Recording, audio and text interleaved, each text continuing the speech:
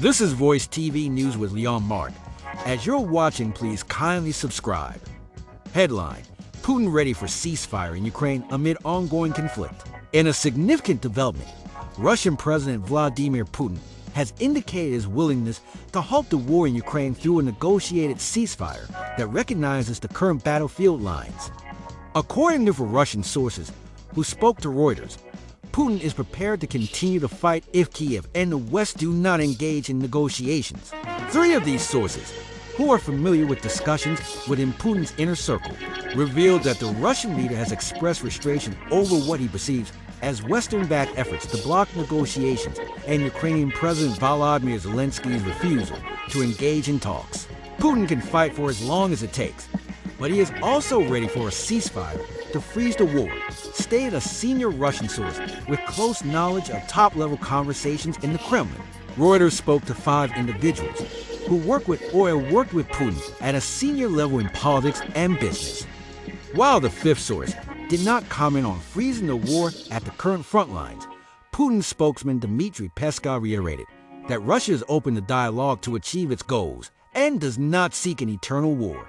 Despite recent battlefield gains and sustained territorial advances, sources suggest that Putin, who was re-elected in March for a new 6-year term, would prefer to use Russia's current momentum to end the conflict.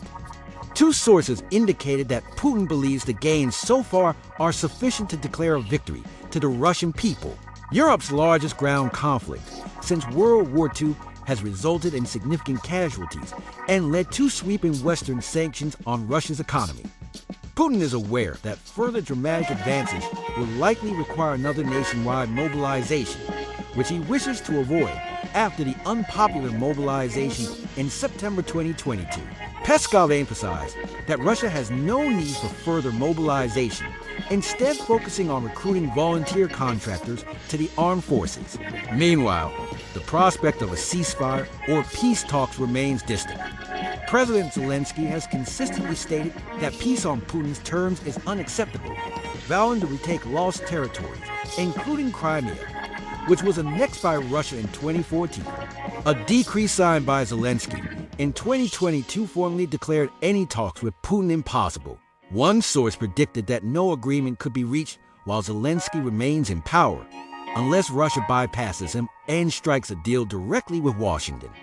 However, U.S. Secretary of State Antony Blinken, speaking in Kyiv last week, expressed doubt about Putin's interest in serious negotiations. Headline: Top UN court orders Israel to halt military operation in Rafah. In a significant ruling, the top United Nations court has ordered Israel to immediately cease its military operations in the southern Gaza city of Rafah.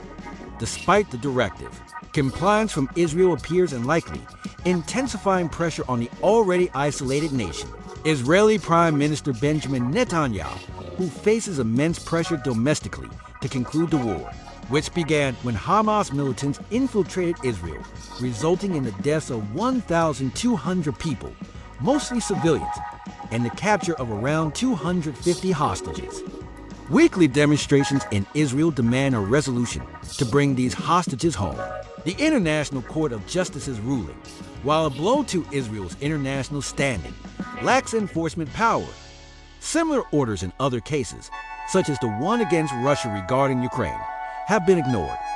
Israeli spokesperson Avi Hyman reaffirmed Israel's stance, stating, "No power on earth will stop Israel from protecting its citizens and going after Hamas in Gaza."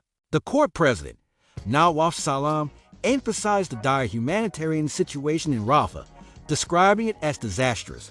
The ruling also mandates that Israel keep the Rafah crossing into Egypt open for essential humanitarian aid.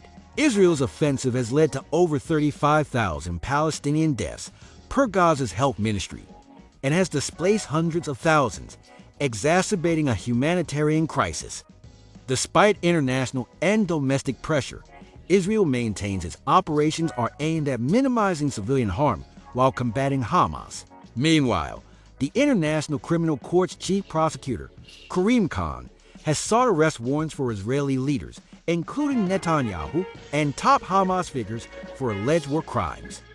Although Israel is not an ICC member, the move could restrict travel for these leaders due to the risk of arrest. This is Leon Mark for Voice TV News. Stay tuned for more updates on this developing situation.